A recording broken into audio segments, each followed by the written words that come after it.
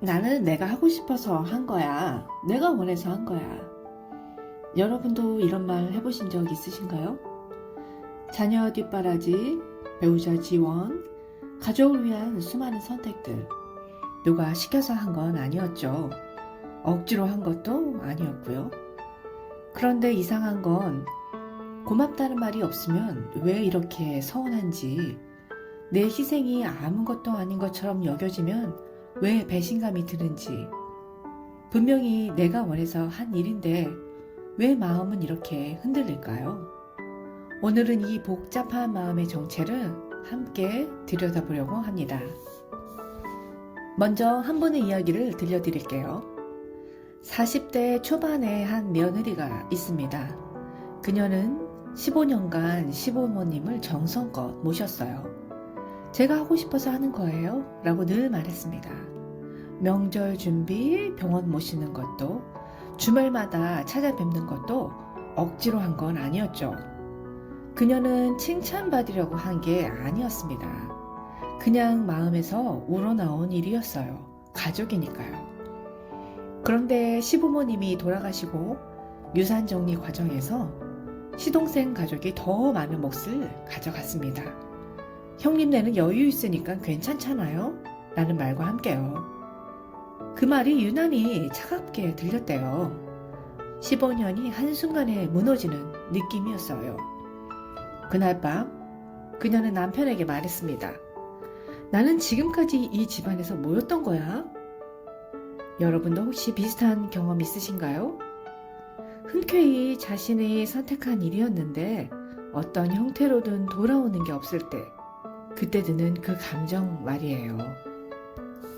겉으로는 자발적 선택처럼 보이지만 심리학적으로 보면 그 안에는 관계적 기대라는 게 숨어 있을 수 있습니다. 우리는 인간이잖아요. 완전히 무조건적인 행동을 하기는 사실 어렵습니다. 행동 뒤에는 늘 작은 바람이 있어요. 인정받고 싶은 마음, 필요하다는 느낌을 받고 싶은 마음, 내가 소중하다는 확인. 이건 이기적인 게 아닙니다. 바로 애착 욕구예요. 우리는 관계 속에서 존재 가치를 확인하며 살아가거든요. 이건 지극히 인간적인 마음입니다. 그 며느리도 마찬가지였을 거예요. 정말 하고 싶어서 했지만 동시에 나도 이 가족의 일원이구나 라는 확인을 받고 싶었던 거죠. 여기서 중요한 개념 하나를 말씀드릴게요. 바로 무의식적 거래입니다. 우리는 이렇게 생각해요. 나는 너희를 위해 이렇게 했어. 그런데 동시에 무의식 속에는 이런 기대가 생겨요. 그러니 너희도 나를 가족으로 생각해줘. 그러니 나의 희생을 기억해줘. 그러니 최소한의 존중은 해줘. 중요한 건 우리는 이걸 거래라고 느끼지 않는다는 거죠. 이걸 사랑이고 가족이라고 느낍니다. 그런데 상대가 그 기대를 충족하지 않을 때 마음은 즉시 반응하죠. 섭섭함, 서운함, 그리고 배신감까지. 15년이 이거밖에 안 되나? 나는 그냥 이용당한 거야? 왜냐하면 무의식 속에 있던 기대가 깨졌기 때문입니다. 무의식적 기대감을 없앨 수는 없어요. 하지만 사랑으로 한 행동에는 이 기대감이 포함되어 있다는 것을 알아차리는 게 중요한 포인트입니다. 가족 관계에서 특히 흔하게 나타나는 게 정서적 융합이라는 현상인데요. 이 상태에서는 타인의 반응이 곧 내 자존감이 돼요.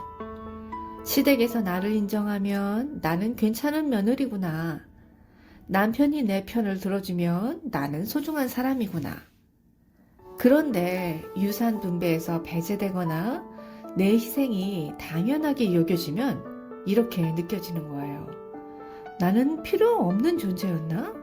나는 그냥 일손이었어? 사실은 그들이 각자의 이익을 챙긴 것 뿐인데 내 안에서는 존재의 부종으로 해석되는 거죠. 이게 바로 거절 불안이 작동하는 순간이에요. 특히 보상이 어떤 형태로든 돌아오지 않을 때 그때 이 불안은 더 크게 커집니다. 그럼 왜 배신감까지 느껴질까요? 배신감은 단순한 실망이 아니고요. 배신감은 우리는 같은 편이라고 믿었는데 그 믿음이 깨질 때 생겨요. 나는 그들과 한 가족이라고 느꼈지만 그들은 나를 진짜 가족으로 보지 않았네. 나는 이 가족의 일원으로 함께 살고 있다고 생각했지만 사실은 그들은 내가 필요해서 나를 그 가족으로 포함시켰네. 이렇게 느낄 때, 그래서 그들이 냉정하게 계산할 때 내 정체성이 흔들려요. 15년간 내가 한 건 뭐였지? 이때 느껴지는 감정이 바로 배신처럼 느껴지는 거죠. 이 모든 것의 밑바닥에는 이 질문이 있어야 합니다. 나는 나로서 충분한가? 만약 내가 가족의 인정 속에서만 의미를 느껴왔다면 그들이 더 이상 나를 인정하지 않을 때 나는 공허해질 수밖에 없어요. 그래서 우리는 타인의 삶을 짊어지기도 하고 타인에게 내 삶의 의미를 맡기기도 합니다. 하지만 그건 사랑이라기보다는 정체성 의존 상태에 가까운 거죠. 그렇다면 어떻게 해야 할까요? 중요한 건 내가 한 선택을 내 것으로 되돌려 놓는 겁니다. 나는 시부모님을 모셨다. 그건 내가 한 선택이었고 그 시간 동안 나는 따뜻한 사람으로 살았다. 나는 가족을 위해 희생했다. 그 과정에서 나는 책임감 있는 사람이 되었고 더 성숙해졌다. 이렇게요. 타인의 인정 너무 중요하죠. 그리고 희생에 대해서는 존중해 주는 게 맞는 거고요. 하지만 타인의 생각을 내가 만들어낼 수는 없잖아요. 만일 반응이 없으면 실제보다 더 깊은 실망과 고립으로 들어가게 되고요. 자기 연민을 넘어서 삶의 의미까지 흔들릴 수 있으니까요. 그러니 내가 할 수 있는 것을 하는 거예요. 타인의 반응과 상관없이 그 선택이 나를 어떤 사람으로 만들었는지 그걸 스스로 인정하는 겁니다. 왜냐하면 타인이 내 가치를 결정하게 두는 순간 나는 영원히 그들의 반응에 흔들릴 수밖에 없거든요. 완벽하게 나의 생각을 통제할 수는 없지만 내 선택의 주체는 내가 가지고 있어야 합니다. 시댁이 나를 인정하지 않아도 나는 여전히 15년간 정성을 다한 사람이고요. 자녀가 내 조언을 따르지 않아도 나는 여전히 최선을 다해서 키운 부모입니다. 그 사실은 변하지 않아요. 타인을 제외하고도 나로서 의미 있어야 하는 이유? 간단합니다. 타인은 변하고 떠나고 배신할 수 있지만 나는 평생 나와 함께 살아야 하니까요. 만약 내 가치가 온전히 타인의 손에 달려 있다면 그들이 떠날 때 나도 무너집니다. 하지만 내가 나를 의미 있게 여긴다면 누가 떠나도 나는 서 있을 수 있어요. 건강한 관계는 이렇게 말합니다. 나는 너희를 위해 했지만 그 선택으로 내가 더 나은 사람이 되었다. 타인의 인정이 아니라 나 스스로 자랑스러운 선택이었어. 혹시 지금 나는 다 내가 원해서 한 거야 라고 말하면서도 마음 한구석이 허전하진 않으신가요? 그럼 이렇게 물어보세요.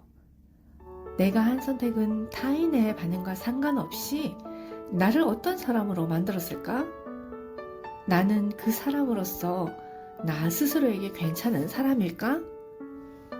그 질문에 그래, 나는 괜찮은 사람이야 라고 답할 수 있을 때 배신감은 조금씩 사라집니다. 우리의 인생은 순례자의 길입니다.